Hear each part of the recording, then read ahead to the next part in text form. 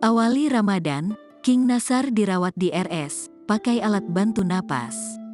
Mengawali bulan Ramadan 2023, pedangdut Nasar Fahad Ahmad Sungkar atau King Nasar membagikan kabar memilukan. Mantan suami Musdalifah tersebut mendadak jatuh sakit dan terpaksa mendapatkan perawatan intensif di rumah sakit. Tak terlihat canda dan raut ceria menghiasi wajah pelantun seperti mati lampu tersebut. Jika biasanya King Nasar selalu terlihat begitu energi di media sosial maupun di televisi, kali ini dia hanya bisa terkulai lemas di atas ranjang rumah sakit. Mendadak dunia hiburan tanah air seolah sepi tanpa adanya aksi energi yang selalu ditampilkan oleh King Nasar. Dirawat di sebuah rumah sakit, kondisi kesehatan King Nasar tiba-tiba drop. Pedangdut tersebut tak memberikan informasi lebih jelas mengenai penyakit yang diidapnya.